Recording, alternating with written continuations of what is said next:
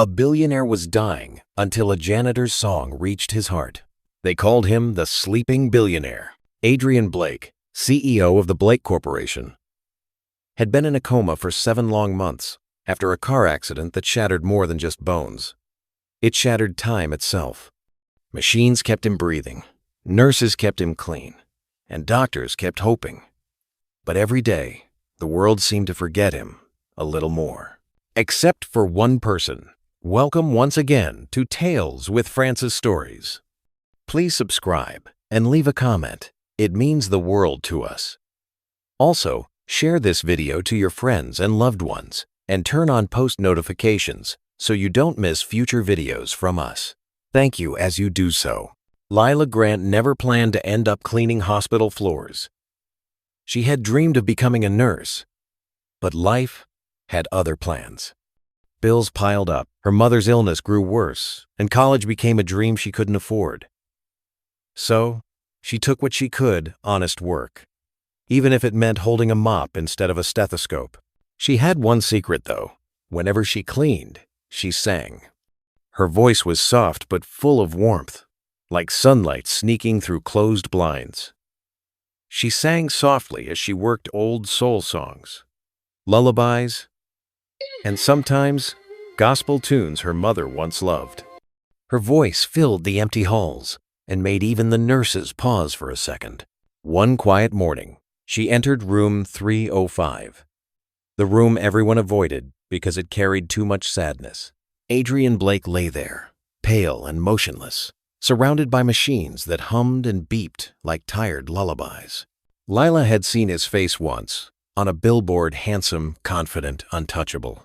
Adrien Blake, the man who built an empire before 35. Now, he looked nothing like the man in the picture. Still, she whispered, "Good morning, Mr. Blake," before beginning to clean.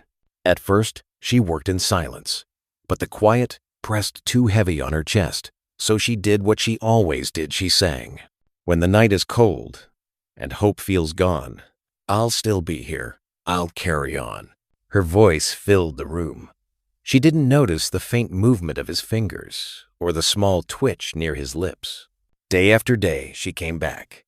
She talked to him while she cleaned, told him about her mother, about the hospital gossip, about dreams she was too shy to admit to anyone else.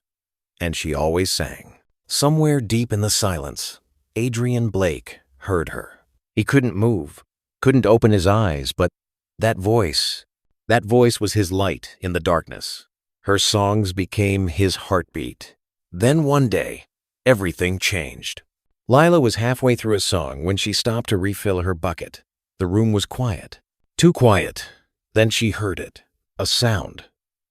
A breath. And then, in a voice barely louder than a whisper, "Sing." Again, the mop fell from her hands. Her eyes widened in disbelief. He was awake. Before the accident, Adrien Blake was the kind of man who seemed untouchable. Every magazine cover called him the Golden Mind. He built his first company at 24, turned it into a billion-dollar empire by 30, and became the face of everything powerful and perfect. People loved his charm, the way he smiled for cameras, spoke at charity galas, and shook hands with politicians. But only those closest to him knew he worked too hard to feel anything real. He had a fiancée once, Clara Vance, a model whose face was on every billboard in the city. They looked like a dream together, beauty and success, money and fame. But behind the smiles, their hearts were miles apart. Clara loved the spotlight more than she loved him. And Adrien, he didn't know how to stop working long enough to notice. Then came the accident. It was supposed to be a quiet night drive after a charity event. Rain, speed, a sudden flash of light, and then nothing. The next morning, news broke. Billionaire Adrien Blake, in critical condition, after crash. For the first few weeks, reporters camped outside the hospital. His company's stock dropped. Clara wept on camera, promising to stay by his side no matter what. But time tested that promise. By the 3rd month, the cameras stopped coming. By the 4th, Clara stopped visiting. By the 6th, she was seen on the arm of another man, an actor, this time. When the tabloids called it her way of moving on, No one blamed her. But the nurses in room 305 did. They saw how she walked out, for the last time, without looking back. From then on, Adrien had no one. His board members met behind closed doors, whispering about replacing him. His so-called friends only sent flowers for publicity. Even his family, what was left of it, visited once, and then vanished into silence. The man who had once filled boardrooms now filled a hospital bed. Machines did what his heart could not. And yet, in all that emptiness, something strange began to happen. The nurses noticed that when Lila Grant was in the room, the monitors changed. His heart rate steadied. His breathing deepened. It was small, but it was there. One nurse said softly, "It's like he knows her voice." But no one truly believed it. No one. But Lila couldn't explain why she felt drawn to him, or why she stayed a few minutes longer each day. She only knew that when she sang, she felt peace, and that peace seemed to reach him. And then came the morning, when she saw his lips move. Sing. Again. The billionaire everyone had given up on had just spoken. And the girl no one noticed was the one who brought him back. For 7 months, room 305 had been silent. But news like this doesn't stay hidden. By noon that day, the hospital buzzed like a shaken beehive. He spoke? Are you sure? Adrien Blake? The Adrien Blake. Doctors rushed in. Nurses stood frozen. One by one, specialists checked his vitals, while he drifted in and out of consciousness. His fingers moved. His breathing was stronger. His eyelids flickered like someone fighting to return to a world he wasn't sure he wanted. Somewhere in the chaos, Lila stood in a corner, holding her mop like a shield. Her heart pounded not out of fear, but out of overwhelming relief. He heard me. He really heard me. The first official words from Dr. Harris were whispered, but full of shock. He's waking. By evening, the news had already leaked. Breaking news. Billionaire Adrien Blake shows signs of recovery after 7 months in coma. That night, reporters gathered outside the hospital gates like wolves, smelling blood. His company's board ordered immediate updates. Investors panicked, then celebrated. Strangers online called it a miracle. And somewhere on social media, Clara Vance posted a black and white throwback photo of her hugging Adrien with the caption, "I never stopped believing in you." She never mentioned she hadn't visited in months. Inside the ICU, Adrien was slowly becoming aware. Every sound felt heavy, every whisper distant. But one thing kept echoing in his fading dreams. Her voice, the girl who sang to him, the voice that became his anchor. He tried speaking again. Where is? His voice cracked painfully, but his lips formed the next word silently. Her. No one understood. Meanwhile, Lila wasn't thinking of fame or miracles. She was thinking of her shift ending soon and how she needed to get home to care for her sick mother. But as she headed toward the staff locker room, 2 other janitors whispered near her. "Did you hear? Someone leaked his first words." Apparently, he said, "Sing again." Weird. Was someone singing in there? Lila's heart stopped. She walked away quietly, afraid of being noticed. But she couldn't escape notice for long. The next morning, Clara arrived at the hospital dressed in designer grief, perfectly styled hair, sunglasses she removed just in time for cameras to catch her fake tears. She rushed toward his room dramatically. Security let her in after she screamed, "I'm his fiancée." Inside, Adrien had just fully opened his eyes for the first time. He blinked. The world felt heavier than before. Clara's voice was smooth, rehearsed, honey-coated. "Adrien, baby. I'm here. I've always been here." But he didn't react. His eyes searched past her. His breath quickened not because of her, but because the voice wasn't there. The one that mattered. That same day, something went terribly wrong for Lila. While she was cleaning another room, a loud crash echoed through the hallway. A metal IV stand had fallen near a patient's bed. Someone shouted, blaming her without proof. That new janitor must have left things unstable again. A supervisor who never liked her seized the moment. No investigation, no defense. Lila Grant, collect your things. You're suspended until further notice. Her throat tightened. She tried to explain, but no one listened. No one cared. She walked out of the hospital in tears, head down, carrying her mop bucket like a defeated soldier. Inside room 305, Adrien's heart monitor spiked again. He didn't know her name. He didn't remember her face, but his soul screamed something was missing. Lila Grant. Although he didn't know her name yet, his lips trembled. "Please," he whispered, eyes drifting shut. "Sing again." But this time, no voice came. For days, the hospital buzzed with excitement. Doctors called it a medical miracle. The world called it hope reborn. But for Adrien Blake, it was something else entirely. He remembered almost nothing of the crash, just cold metal, the smell of rain, and then a voice that sang softly in the darkness. It wasn't a dream. He was sure of it. When the night is cold and hope feels gone. Those words replayed again and again in his mind, more comforting than any doctor's smile. Yet every time he asked, no one could give him an answer. "Sir, maybe it was one of the nurses. We've all been caring for you for months." Perhaps it was a hallucination, but he knew it wasn't. That voice was real. The world outside didn't care about his questions. The media surrounded him the moment he was discharged. Flashbulbs, interviews, journalists calling him the man who woke up to love. And right beside him stood Clara Vance, smiling for the cameras, her hand wrapped around his arm like she owned him. "Let's go home, darling," she whispered as reporters shouted questions. He looked at her, but something inside him felt wrong, like he was walking beside a stranger. At the mansion, she fussed over him endlessly. But everything she said sounded rehearsed, fake. She spoke about photo shoots, brand deals, his company, everything but the silence he had lived in for 7 months. He tried to smile. He couldn't. One night, he sat alone in the living room, surrounded by the quiet hum of expensive machines.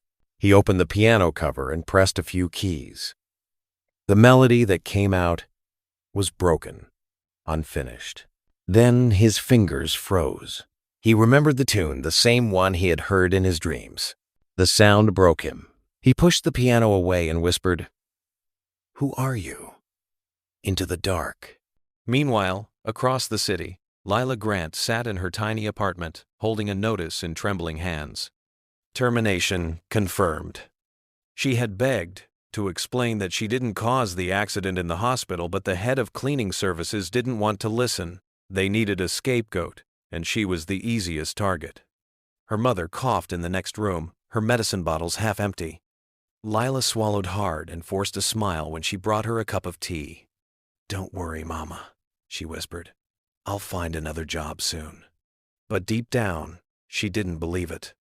That night, unable to sleep, she hummed the same song she used to sing in room 305.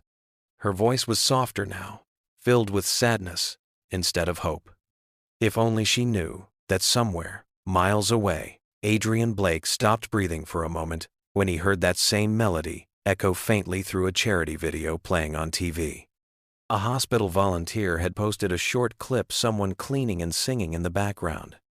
The face was blurred, but the voice, his heart raced. He turned the volume up, eyes wide, whispering like a man possessed. "It's her." He didn't know her name. He didn't know where she was. But he knew one thing for sure. He had to find the girl who sang him back to life. The day Adrien Blake began searching for her, he expected it to be simple. He was Adrien Blake, a man who once built an empire from nothing. He had teams of investigators, security experts, and connections in places most people couldn't imagine. But this time, money wasn't enough, because the girl he was looking for didn't leave a single footprint behind. It started at St. Luke's Hospital. He arrived quietly, wearing sunglasses and a hat. Security moved to escort him, but he waved them away. He didn't want cameras. He didn't want publicity. He just wanted her. Dr. Harris met him with surprise. "Mr. Blake, You shouldn't be walking around this much yet. Adrien ignored the concern. There was a girl who used to come into my room, she sang.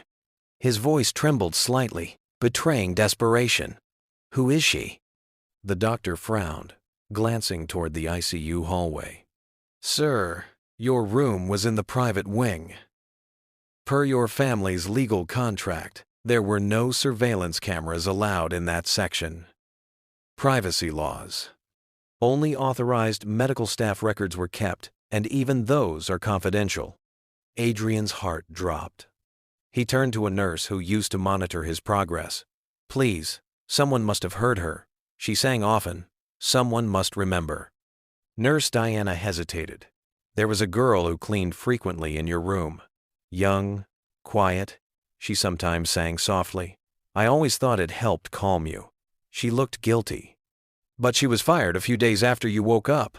The cleaning department changed staff records already. If we have any update, we will let you know, sir, Dr. Harris assured him. Fired. The word hit him like a punch. Back at his mansion, Clara noticed the change. He barely spoke to her. He stayed up at night, looking through files. His private investigator brought him a list of former janitors, contract cleaners, temporary hires. He held on to the only clue he had. A shaky 10-second clip from a charity video taken in a hospital hallway, where a blurred figure in a blue cleaning apron hummed that same melody in the background. Over and over, he replayed it. Some nights, he fell asleep, with it echoing from his phone, like a lullaby he couldn't escape. Clara grew frustrated, sensing she was losing control. You're obsessing over a cleaning girl, Adrien. A nobody, she snapped one evening. He looked at her with a calmness that scared her. She is not a nobody, he said quietly. She is the reason I'm alive. That night, Clara dialed her publicist. If Adrien ruined their image chasing a janitor, she would not go down with him. Meanwhile, Lila sat in her apartment, trying not to cry as she washed dishes in cold water. Her mother slept in the next room, coughing weakly in her dreams. Their rent was late. The electricity flickered. She wrapped her arms around herself and whispered, just one more day. I'll figure something out tomorrow. But hope was slipping. Days passed. Adrien's investigators followed dozens of leads. Each time, the voice was wrong. Too high, too low, too flat, too trained. None of them were her. He stood alone in his office late one night, looking out over the glowing city skyline that once felt like his kingdom. Now, it just looked big and lonely. His fingers trembled as he pressed play on the voice recording again. Her voice wrapped around his heart like a thread pulling him forward. But for the first time, fear crept into his chest. What if he never found her? What if she had already given up on singing? What if she thought no one heard her at all? He closed his eyes. A tear slipped down. Where are you? He whispered into the silence. And then, 1 week later, everything changed. He was walking through a small local market. His driver had stopped to get something when he heard it. Soft, gentle, broken, but still beautiful. A familiar line drifting from a small backyard behind the market. When the night is cold and hope feels gone. Adrien froze. His heart stopped, then slammed painfully in his chest. That voice. He followed it, step by shaky step, toward the sound that once pulled him back from death. He didn't walk. He moved like someone afraid the ground might disappear beneath his feet. Each step brought him closer to the narrow alley behind the marketplace. The voice trembled softly, as if the singer was trying not to wake the world. And hope feels gone, I'll still be here. Adrien stopped. His chest rose and fell rapidly. There, beside a line of old laundry hanging from a faded rope, a girl sat on a worn plastic chair, washing clothes in a metal basin. She sang quietly, unaware that her voice was tying a knot around the heart of the man who stood frozen just meters away. Her hair was loosely tied back. Her clothes were plain. She looked tired, fragile, human, real. and yet, undeniably hers. For a moment, Adrien couldn't breathe. Then, as if drawn by something bigger than himself, he whispered, "It's you." She startled, stopping mid-song. Turning, her wide eyes met his. She looked confused, then scared as she quickly stood up, clutching the edge of the basin. I'm sorry," she said instinctively, not even knowing what she was apologizing for. He stepped closer, slowly, like approaching something precious and breakable. "Please, don't stop." She looked around, unsure. "Sir, are you lost? This isn't a private area. The market entrance is on the other side." "No," he said softly, shaking his head. His voice broke slightly. "I've been lost ever since I woke up, until now." She blinked, unsure whether to feel touched or concerned. He swallowed hard, forcing out the words he had practiced in the dark of countless nights. I don't know your name, but you were the one who sang to me, in the hospital." Her lips parted in shock. Her hands trembled.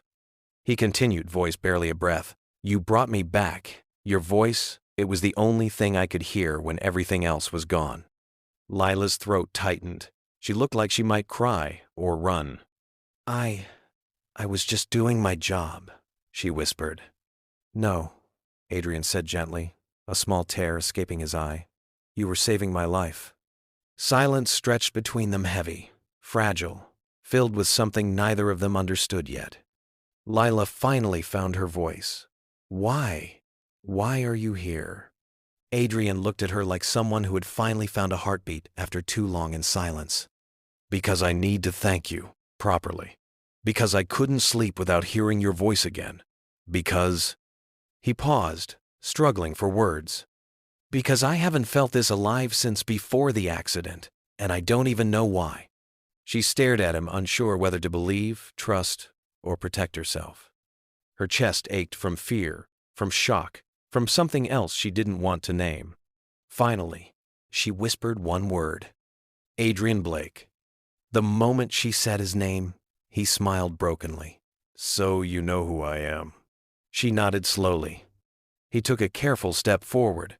"Please, just tell me yours." Her voice was soft, hesitant. "Lila, my name is Lila Grant." He repeated it gently, as though memorizing the sound. "Lila." A quiet breeze passed, carrying the fading trace of her song through the air. They stood there, facing each other, a billionaire with a bruised soul, and a girl who never believed her voice mattered. And just as something unspoken began to bloom in the silence, a voice from the house behind her shouted, "Lila, come help me. Your mother is coughing again." Lila's eyes widened. Panic flashed across her face. She took a quick step back. I have to go." She ran toward the small house. Adrien wanted to follow, but he didn't. Instead, he whispered after her, as if making a promise to himself. "I'm not losing you again." Lila didn't sleep that night. She sat beside her mother, wiping her forehead with a damp cloth, but her mind kept returning to the man who stood in their backyard like a question she couldn't answer. Why was he here? Why did he care so much? Was this pity, gratitude, curiosity? Or something she dared not name? Adrien didn't sleep either. He lay awake in his luxury penthouse. In silence, no flashing cameras, no board meetings, no Clara storming in, just quiet. But it wasn't peaceful. Every time he closed his eyes, he saw her turning to look at him. Scared, fragile, real. Not polished like the people he knew. Not pretending. Not performing. He sat up in bed, whispering into the dark. "I'm not going to let her go again." The next morning, Lila stepped outside to hang laundry on the rope in the yard. She froze. A large brown package sat neatly by the wooden bench. Her name was written on a small envelope on top. Lila Grant. Her heartbeat quickened. She stared around. No one was there. With trembling hands, she opened the envelope. Inside was a short note. "I don't want to scare you or overwhelm you, so I'll go slow. This is not a debt to repay. You owe me nothing. But please, allow me to help in the way I know how. even just a little. Adrien. Asterisk. Her heart pounded harder. She hesitated, then slowly lifted the lid of the box. Inside were medical supplies, nutritional supplements, and a month's worth of prescribed medication for her mother, the exact ones they had been struggling to buy. Lila's throat tightened. She whispered, "How did he even know?" Her mother, from inside, called softly, "Lila?" Quickly, she wiped her eyes and carried the box in. That same afternoon, Adrien stood across the street from the market, dressed simply, blending in more than he ever had before. His car was parked far away. No bodyguards, no assistant, just him. He waited until he saw her heading toward the pharmacy. She nearly dropped the prescription slip when she saw him standing there. "What are you doing here?" she whispered, eyes darting nervously. "I wanted to make sure you got the box," he said quietly. "I didn't ask for your help," she muttered, holding the paper tightly as if it were her defense. He nodded gently. "Why?" Her voice cracked. "Why me?" He took a slow breath. His voice came out soft. "Because when everyone gave up on me, you didn't. You stayed. Not as a nurse or a fan, but just as a human being." Her eyes filled with tears, but she looked away. "I don't want your pity," she said, barely above a whisper. He shook his head. "This isn't pity, Lila. I just want to be here. If you'll let me." She stood silently for a long moment, gripping the prescription slip like it was holding her together. Finally, she whispered, only half believing her own words, "I don't know if I can trust this." He nodded slowly, with quiet sincerity. "Then I'll earn it." And for the first time, she didn't run. That night, Lila sat on her rooftop under the stars, hugging her knees. She thought of all the people who had used kindness as a trick, thought of all the promises broken in her life, thought of how small her world was and how impossible someone like him seemed in it. But then she remembered the way he said, "You saved me," and it sounded honest. At that same moment, Adrien sat in his penthouse, staring at the city lights with a softness he hadn't felt in years. For the first time since waking up, he wasn't chasing a deal. He was waiting for hope, and that hope had a name now. Lila. For a few quiet days, Adrien kept his promise. He moved gently through Lila's world, never rushing, never forcing. He didn't arrive with flashy cars or expensive clothes. He brought groceries once. He helped repair a broken hinge on their front door another day. Sometimes, he simply sat outside on the wooden bench near her house while she washed clothes, talking to her like an ordinary man. Their conversations were quiet but full. He spoke about how silence used to be peaceful but became suffocating after he woke up. She spoke about working hard so her mother wouldn't feel like a burden. He never said she saved him. She never said she was afraid of losing him. But the truth sat between them, whispering louder each day. What Lila didn't know was that someone else had discovered his visits. Clara Vance stood outside the tinted window of a black SUV, parked near the market street, sunglasses hiding eyes, sharp as knives. "There she is," Clara murmured, her voice cold as ice. Her publicist glanced at the plain street girl hanging laundry in the yard. "She looks harmless." Clara smirked. Harmless things are easy to crush. The next day, Clara arrived at Lila's door in luxury heels that didn't belong in alleyways. When Lila opened the door, confusion turned quickly into unease. "Miss Grant," Clara began with a sugar-coated tone, "I just came to clarify something before ugly rumors start flying." Lila's brows knitted. "Rumors?" Clara's smile tightened. "Yes. You see, Adrien Blake is a powerful man.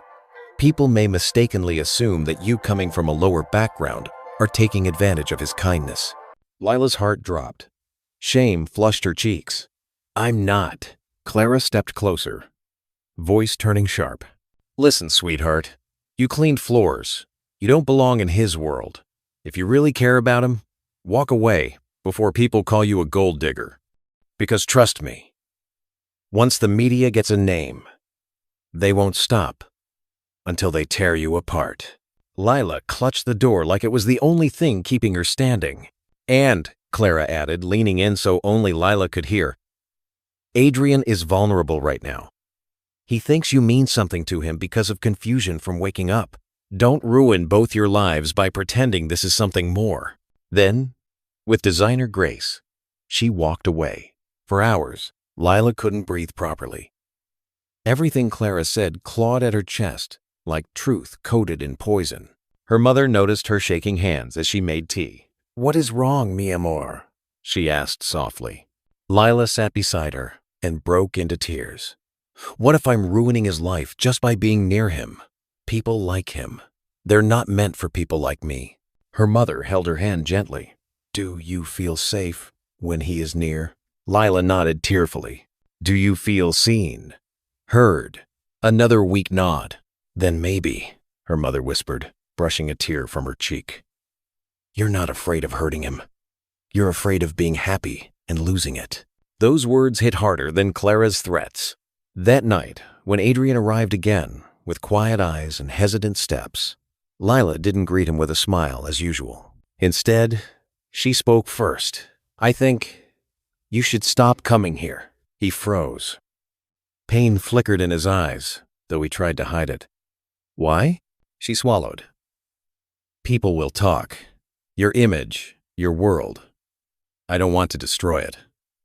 He stepped closer, slowly, tenderly. "Lila, I don't care about their world. We're not the same," she whispered. "No," he agreed softly.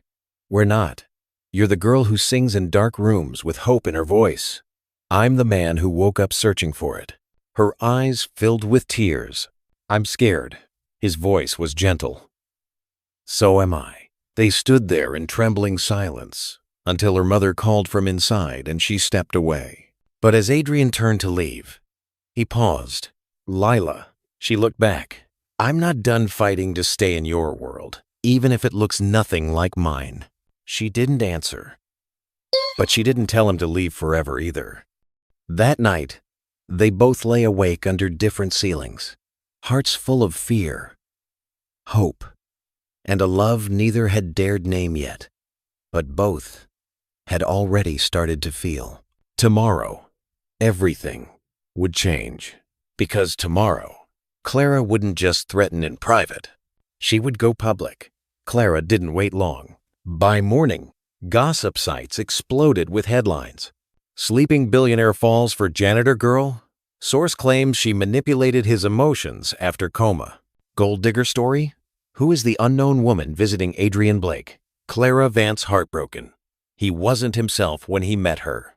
Old photos of Lila taken secretly near the market appeared online. Some showed her carrying laundry baskets. Others showed her buying cheap medicine. The captions were cruel. She used her fake innocence to hook a billionaire. From mop bucket to mansion? Meet the girl who bewitched Adrien Blake. Lila couldn't even finish reading them. Her hands shook so much she dropped the phone. Shame crawled under her skin like fire. Tears blurred her vision as she packed a small bag. She told her mother, voice cracked and hollow, "I have to go for a while, Mama. They'll only make it worse for you if I stay." She packed her old suitcase and left the house. Her mother tried to stop her, but fear was louder than hope, and heartbreak was faster than comfort. She slipped out quietly, disappearing into the noisy city, tears falling with every step. Meanwhile, Adrien was being prepped for a press conference regarding his first public reappearance since waking. He was supposed to read a scripted statement written by his PR team, assuring the world he was stable, focused, and returning stronger. But then he saw the headlines about Lila, saw the words manipulated, trapped him emotionally, took advantage. He didn't finish reading. He stood up and walked straight to the press conference hall. Journalists filled the room, cameras flashing like lightning. Clara sat off to the side with a fake sad face, prepared to play the concerned ex. Adrien stepped up to the podium. Someone shouted, "Mr. Blake, Is it true you're being manipulated by a janitor you met in the hospital? Another voice yelled, Do you have romantic involvement with this Lila Grant? He didn't hesitate. Yes, he said, loud and steady. Cameras clicked wildly. Clara froze, eyes wide. He continued, emotion rising in his voice, not loud but deeply certain. I was in a coma for months. I couldn't feel, see, or move. I was ready to let go. But one person, someone who was kind, spoke to me when I couldn't speak, sang to me when I couldn't wake. She didn't care about my name, my company, or my wealth. She cared like a human being. A hush fell over the room. He looked straight into the cameras, his eyes soft but firm. She didn't manipulate me.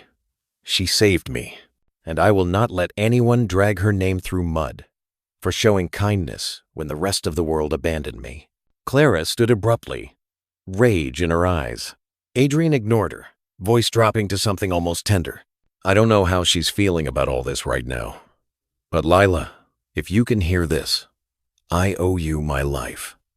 Not because you woke me up, but because your voice made me want to come back.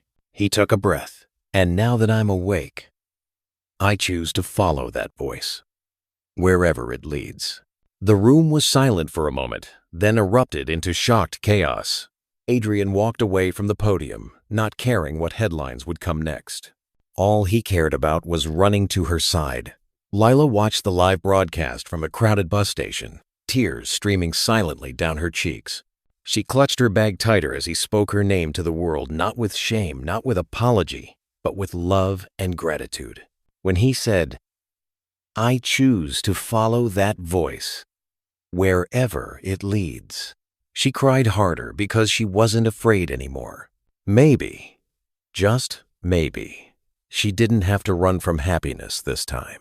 That evening, as she walked back home under the fading sunset, unsure if she was dreaming or not, Adrien Blake was already waiting outside her house, hands in pockets, looking both nervous and hopeful.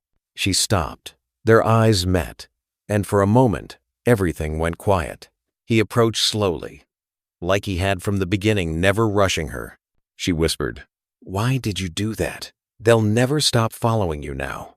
He smiled gently. They can follow me all they want. I'm only following one person. And to speak repped, her breath caught. He added softly, voice filled with emotion, I meant every word I said. Your voice brought me back from the dark, and I'll follow you wherever it leads. Tears slipped from her eyes as he stepped closer, lifting a trembling hand to gently brush one from her cheek, only if she let him. She didn't move away. He whispered, May I stay? She nodded, barely holding back a sob. And there, under a quiet evening sky that no camera could cheapen, he pressed a soft kiss to her forehead. Gentle, respectful, full of promise. No flashy lights, no mansion, no grand declaration. Just two hearts finally breathing again. Not an ending, a beginning, the end. Did you enjoy this story? Kindly let us know where you are watching from. Don't forget to subscribe to this channel. Thank you so much for watching.